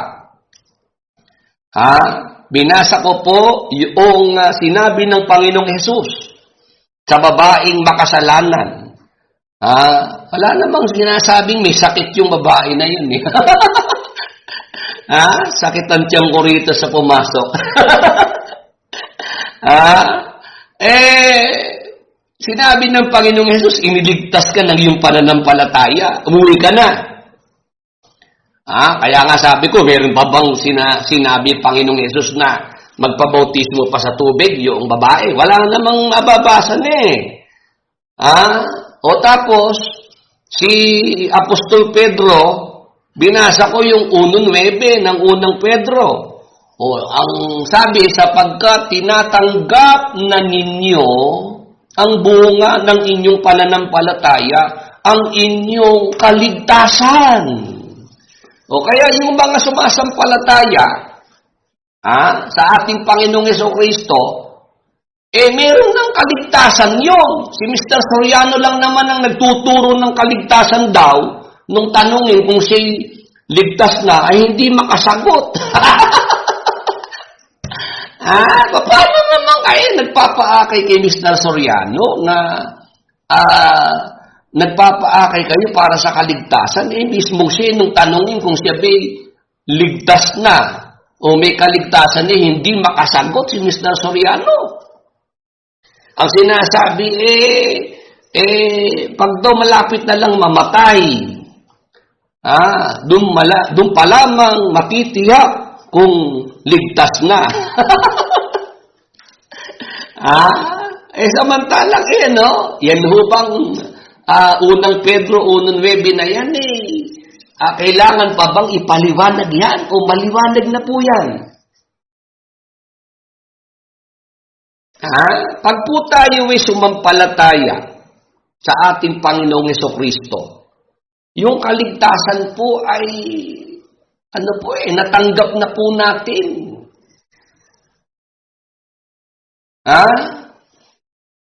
Yung hatol na parusa ay hindi na po tayo hahatulan pa. Hindi na tayo kasama pa rin sa mga hahatulan. Roma 8:1, balikan natin. Kaya binabalikan ko para ito po ay talagang matanim sa atin Magandang balita Biblia, ang Roma 8:1. Paano si Mr. Soriano naligtas lang sa kasalanan, pero sa parusa ay hindi pa ligtas. Tayo ang gagawa para hindi tayo maparusahan. Ano ba ang sabi sa 8:1 ng Roma? Kaya nga, hindi na hahatulang maparusahan ang mga taong nakipag-isa na kay Kristo Jesus. Maniwala tayo sa ating Panginoong Jesucristo, maniwala tayo kay Apostol Pedro, pero kay Soriano, wag na. Aawa-awa tayo pagka tayo kay Mr. Soriano naniwala sa mga sinasabi niya. Faith is not enough. Samantalang ang ating Panginoong Jesucristo, ano po ang sabi? Puntahan po natin ang Juan 5:24 sa Magandang Balita Biblia. Sundan niyo po ang ating pagbasa. Pakatandaan ninyo ang nakikinig sa aking salita at sumasampalataya sa nagsugo sa akin ay may buhay na walang hanggan. Hindi na siya hahatulan, sa halip ay inilipat na siya sa buhay mula sa kamatayan. O yan bang sinabi ng Panginoong Jesucristo? Maliwanag na po ba yan o kailangan pang ipaliwanag? Ano sabi po? Pakatandaan ninyo. Huwag natin itong kakalimutan para hindi tayo ma-chubibo ni Mr. Soriano. Huwag tayong mapaikot. Huwag tayong magoyo. Pakatandaan ninyo ang nakikinig sa aking salita. Sa salita ni Jesus Christ, doon tayo dapat makinig. Ang nakikinig sa aking salita at sumasampalataya sa nagsugo sa akin ay may buhay na walang hanggan. Hindi na siya hahatulan. Yung sumasampalataya, may buhay na walang hanggan. May buhay na walang hanggan. Hindi na siya hahatulan. Sa halip ay inilipat na siya sa buhay mula sa kamatayan. Meron na ho bang kaligtasan? Ang lahat ng sumasampalataya? Yun ho bang mga sumasampalataya sa ating Panginoong Jesucristo? Sila po ba ay hahatulan pa? Doon po sa parusa? Sa impyerno? Sa dagat-dagat ng apoy? Nandiyan naman po yung mga talata. Subukan yung itanong kay Mr. Soriano, pagka kayo ay, balita ko yung prayer meeting, wala na rin paksa si Mr. Soriano, tinatabad na sigurong magbalangkas ng paksa si Mr. Soriano, kaya iniraraos na lang yung kanilang prayer meeting sa tanungan portion. Question and answer. Wala nang maipaksa si Mr. Soriano siguro, kaya ganun. Pakitanong niyo sa kanya to, itong mga binasa kong talata, para pamalian yung kanyang pagyayabang na faith is not enough. Samantalang dito mababasa natin, dahil sa ating faith, sa ating Panginoong Jesucristo, ano po ang ating natitiyak? Yung kaligtasan, yung buhay na walang hanggan. Amen. Hindi na po tayo mahahatulan, mapaparusahan. Wala na po yung hatol na parusa sa mga sumasampalataya sa Panginoong Jesucristo. Nagkakaintindihan po ba tayo? Pwede po bang mag-amen? Yung mga narito na sang-ayon at naunawaan po itong ating tinalakay ngayong gabi. Ano po ang kaligtasan? Ang kaligtasan po ay biyaya. Pag sinabing biyaya, hindi sa mga gawa. Kasi pagka sa mga gawa, hindi yan biyaya. Ayaw ng Diyos, ibatay ang kaligtasan sa gawa dahil papasok po ang pagmamapuri, yung pagmamalaki, pagyayabang, magulo sa langit. Pagka ang pinagbatayan ng kaligtasan ay ang mga gawa na ginagawa ng tao. Nagkakaintindihan po ba tayo? Ang kaligtasan po, yan po ay sa pamamagitan ng pananampalataya. Pinakita po yan doon po sa babaeng makasalanan. Wala namang sakit yung babae na yon. Naalala ko na naman yung pumasok. Gigil kasi, gigil. Hindi muna nag-isip. Yan ang problema Gigil kayo makatutol. Kayo rin naman ang nagkakalat. Lucas 7:48 hanggang 50. Itong babaeng makasalanan dahil sa pananampalataya niya sa Panginoong Hesukristo. Pinatawad lahat ng kanyang mga kasalanan at sinabihan siya ng Panginoong Hesus, iniligtas ka ng iyong pananampalataya, umuwi ka na.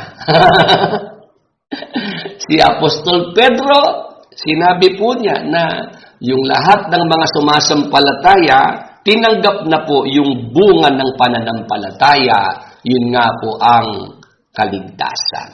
Ngayon, time check. 10:59 na po. Ibig sabihin, mayroon na lamang po tayong 1 minuto para po makumpleto na po yung ating 2 oras. I hope yung mga kasama natin nakinabang at natuto, naliwanagan.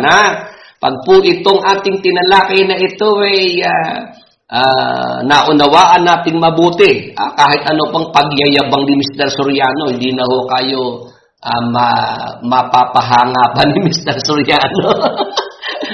Kahit ano pang sabihin niyang unheard truth, hindi na ho kayo machuchubibo. Ngayon, alas 11 na po ng gabi, ibig sabihin, kailangan na po nating huminto para mabigyan naman po ng pagkakataon na tayo makapagpahinga na, lalo po yung mga may trabaho, yung mga papasok pa bukas. Bago po natin tuluyang tapusin ang ating Bible program, inaanyayahan ko po kayo, yung mga may sakit, may mga karamdaman, gusto po nating tayo po ay tumanggap ng kagalingan, sumabay po kayo sa ating gagawing commanding prayer. Magtaas po tayo ng ating kanang kamay, yung isang kamay po natin ay ipatong sa parte ng ating katawan o ng ating mahal sa buhay na nangangailangan po ng kagalingan. Kayo na po ang magbanggit ng mga pangalan ng mga sakit, karamdaman na ating uutusan sa pangalan ni Jesus. Sige po, sa pangalan ni Jesus, sa dugo ni Jesus, inuutusan ang lahat ng sakit, karamdaman ay umalis sa lahat ng nanonood ng Bible program. Sa pangalan ni Jesus, sa dugo ni Jesus, padaluyin ngayon ang kagalingan sa lahat ng nanonood ng Bible program. Be healed, be restored in Jesus' mighty name. Thank you, Lord Jesus Christ. Amen. Sa lahat po ng ating mga nakasama ngayong gabi, marami pong salamat sa inyong patuloy na pagsubaybay. Bago tayo matulog ngayong gabi, manalangin, magpasalamat sa ating Panginoong Diyos. Sa umaga po sa ating pagising, manalangin, magpasalamat sa ating Panginoon. Good night and God bless po sa ating lahat.